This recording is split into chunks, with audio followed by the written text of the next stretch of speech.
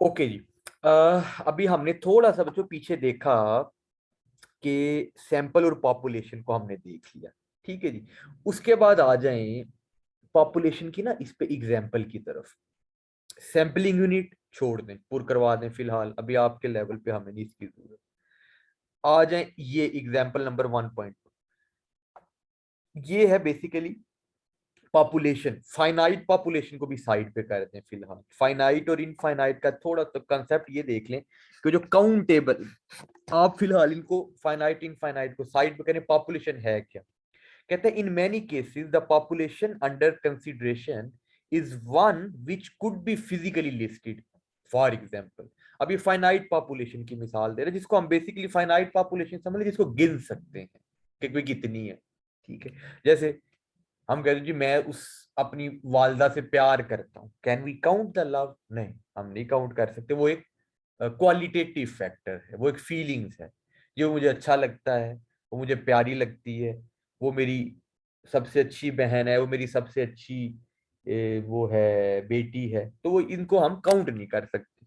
Finite नहीं है। कितने किलो, कितना पानी, इनको हम काउंट नहीं कर सकते। तो फाइनाइट पॉपुलेशन की मिसाल है जैसे students of the university of Tampere, ये जिस बुक से नोट्स है ना उनके।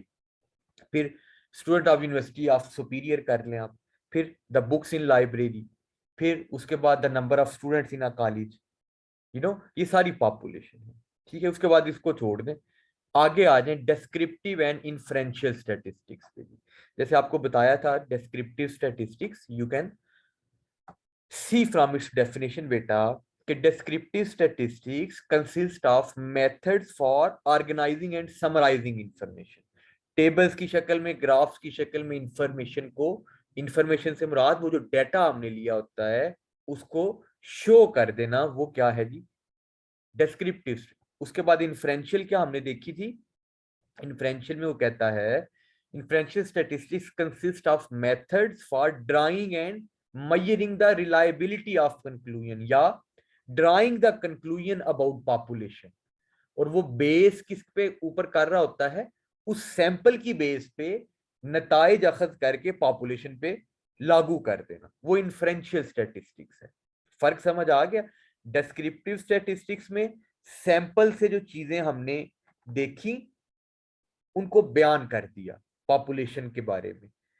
इन्फ्रेंशियल स्टैटिस्टिक्स में सैंपल से जो चीजें देखी उनको बयान भी कर दिया और पॉलिसीज बना ली या उससे कोई रिजल्ट निकाले, नताइज निकाल लिए, वो इन्फ्रेंशियल स्टैटिस्टिक्स है। Are you okay with this?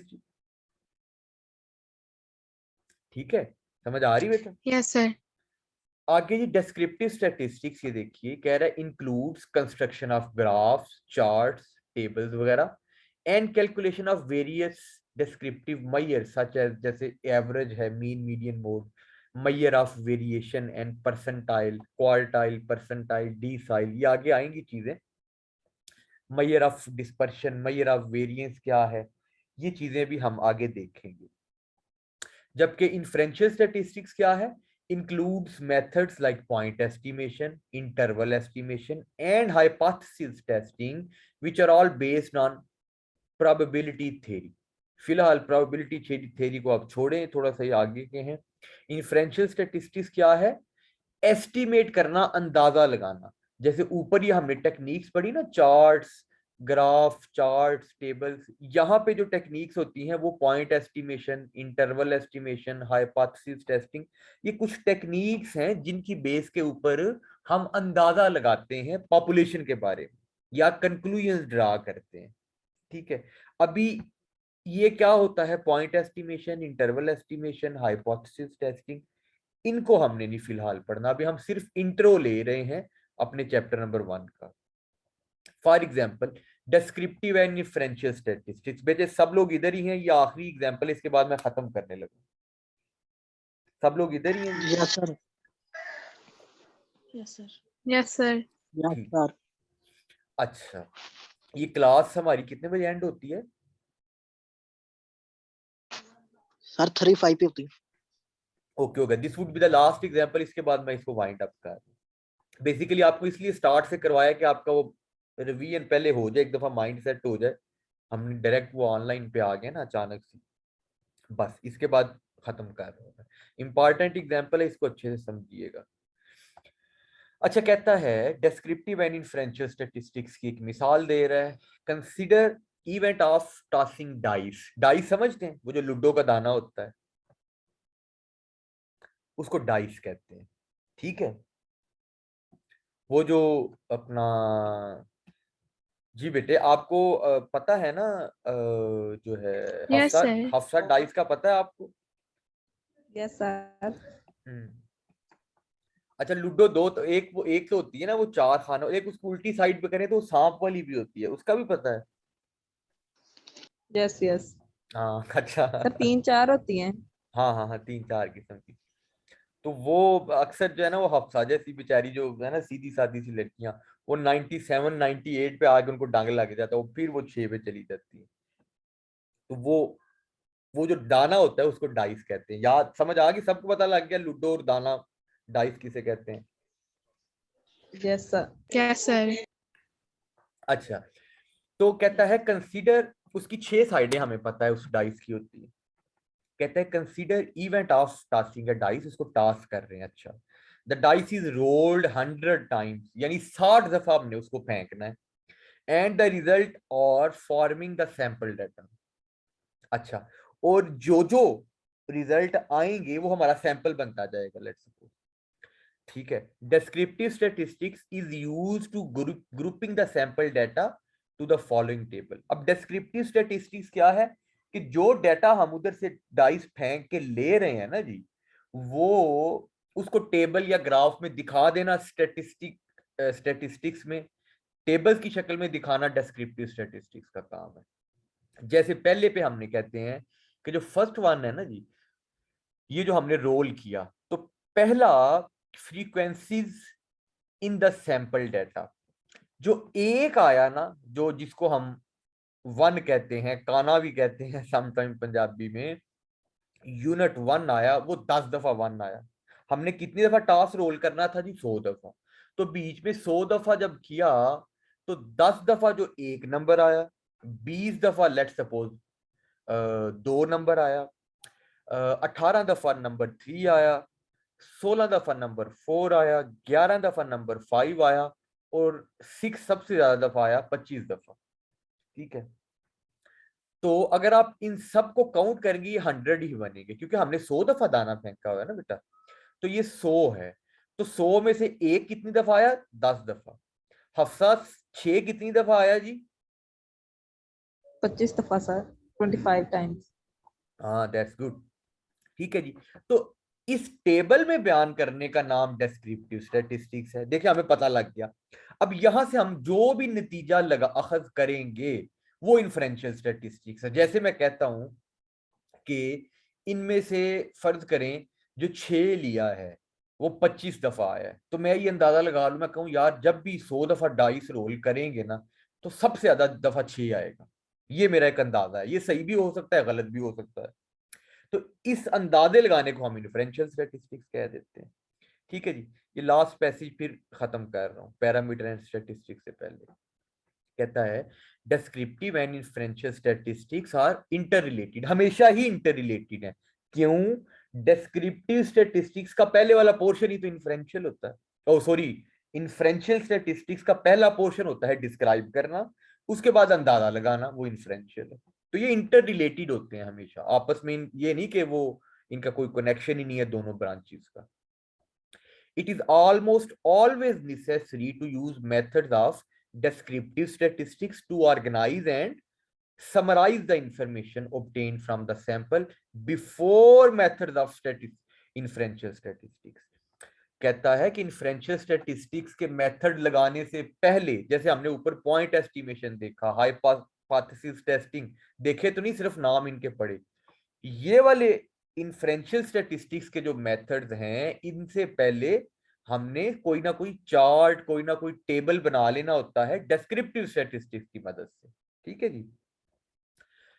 So can be use to make more thorough analysis of the subject under investigation. यानी डिस्क्रिप्टिव स्टैटिस्टिक्स से पहले एक्सप्लेन कर लिया, डाटे को ऑर्गेनाइज कर लिया या टेबल की शक्ल में समराइज कर लिया, समरी बना के लिख ली कि 10 जो है वो 10 दफा 1 आया, 20 दफा लेट सपोज 2 आया, 15 दफा 3 आया। तो इन सबको इकट्ठा जब 100 दफा डाइस फेंका तो इनको हमने समराइज करके पहले ऐसे लिख लिया, ठीक है जी, ताकि थॉरो एनालिसिस किया जा सके। Furthermore, the preliminary descriptive analysis of a sample often reveals the features that lead to choice of appropriate inferential methods to be later used. दूसरा वो ये कह रहा है कि descriptive analysis अगर हम कर लेते हैं ना तो इससे हमें पता चल जाता है कि कौन सी appropriate choice of method है जो हमने inferential statistics में यूज करनी है। जैसे पॉइंट एस्टिमेशन यूज करना है, हाइपोथेसिस टेस्टिंग लगाना है, इंटरवल एस्टिमेशन करना है, मुख्तलिफ नाम है ना। तो इनमें से कौन सा हमने लगाना होता है वो हमें अंदाजा हो जाता है जब हम डेस्क्रिप्टिव एनालिसिस कर लें। डेस्क्रिप्टिव एनालिसिस क्या होता है? चार्ट्स टेबल बना लें, मीन मीडियन निकाल लें, ठीक है। तो अभी इन्फ्रेंशियल स्टैटिस्टिक्स की चीजें हमने नहीं अभी पढ़नी, ठीक है। फिर कहता है sometimes it is possible to collect the data from the whole population. अगर पॉपुलेशन थोड़ी सी है फिर तो हम सब पॉपुलेशन से वो डाटा इकट्ठा कर सकते हैं। In that case, it is possible to perform a descriptive study on the population as well as usually on the sample. अगर थोड़ी सी पॉपुलेशन है तो बेशक आप सैंपल पे भी कर लें या बेशक पॉपुलेशन पे भी डेस्क्रिप्टिव स्टडी कर लें अगर छोटी पॉपुलेशन है, ठीक है। Only when an inference is made about the population based on information obtained from the sample does the study become inferential. और कहता है कि कोई भी स्टैटिस्टिकल स्टडी इन्फ्रेंशियल स्टैटिस्टिक्स में तभी आती है जब डेस्क्रिप्टिव स्टैटिस्टिक्स की मदद से क्या किया जाए, उसकी बेस पे जो इंफॉर्मेशन है जो हमें डेस्क्रिप्टिव स्टैटिस्टिक्स में मिलती है उस इंफॉर्मेशन की बेस पे कोई इन्फ्रेंस लगाना, कोई अंदाजा लगाना, कोई प्रेडिक्शन करना। जब प्रेडिक्शन कर दी जाती है वो इन्फ्रेंशियल स्टैटिस्टिक्स बन जाती है। ये ऊपर जरा आए, टेबल नजर आ रहा है जी सबको? ठीक है, टेबल नजर आ रहा है सबको जी? Yes sir. ठीक है जी। Yes sir. हफ्सा तुम्हें भी नजर आ रहा है? Yes sir. गुड। अच्छा जी, मैं अब कहता हूं कि जैसे ये डेस्क्रिप्टिव स्टैटिस्टिक्स है, ये हमने 100 दफा ये वो वाला लूडो का दाना फेंका, ये रिजल्ट आए, 10 दफा 1 आया, 20 दफा 2 आया। लेट्स सपोज कि ये बीच में से 33 दफा हफ्सा ने फेंका, 33 दफा तलाल ने, 33 दफा उजाला ने फेंका, ठीक है। तो उन 33 में से जो फर्ज कर लें कि 10 दफा 1 आ गया आयशा की दफा और 20 दफा 2 आ गया लेट्स सपोज, और 3 दफा 3 आ गया, 33 पूरे। इसी तरह बाकी का, इसी तरह जो फर्ज कर लें हफ्सा ने जो 33 दफा फेंका उनमें 25 दफा के नंबरों में 6 आया, बाकी जो 8 दफा फर्ज कर लें एक 8 में से किसी टाइम 1 आ गया, किसी टाइम 2, ठीक है, लेकिन 25 दफा 6 आया। अब मैं ये कहूं कि हफ्सा लूडो के एक्सपर्ट है, इसने 33 दफा डाइस रोल किया, बीच में से 25 दफा 6 आया। जब मैं ये फिक्रा बोल दूंगा इसका मतलब है मैं इन्फ्रेंशियल स्टैटिस्टिक्स यूज कर रहा हूं, यानी मैं अंदाजा लगाना शुरू हो गया। पहले डेस्क्रिप्टिव स्टैटिस्टिक्स जो जो नंबर आए लिख लिए टेबल में, और उस टेबल की बेस पे अंदाजा लगाया कि यार ये जो 25 दफा हफ्सा ने फेंका था, 33 दफा हफ्सा ने फेंका, उनमें से 25 दफा तो 6 आ गया सिर्फ, ठीक है, बार बार 6 25 दफा। तो इसका मतलब है वो बड़ी अच्छी एक्सपर्ट है दाना फेंकने में या लूडो खेलने में या डाइस रोल करने में। तो ये जब फिक्रा होगा ये इन्फ्रेंशियल स्टैटिस्टिक्स है, इन्फर कर रहा हूं ना मैं, अंदाजा लगा रहा हूं। फिर मैं कह रहा हूं आइंदा भी जब भी लूडो खेलनी है तो मैं अपनी दफा, या आयशा कहती है कि मैं अपनी दफा, इसको हफ्सा तुम मेरा दाना फेंका, ठीक है, कि भाई तुम्हारे 6 ज्यादा आते हैं। ये फ्यूचर के लिए अंदाजा जब लगा रहे हैं तो इन्फ्रेंशियल स्टैटिस्टिक्स है। बात समझ आ रही है? Are you getting the point? Yes sir. ठीक है यस सर।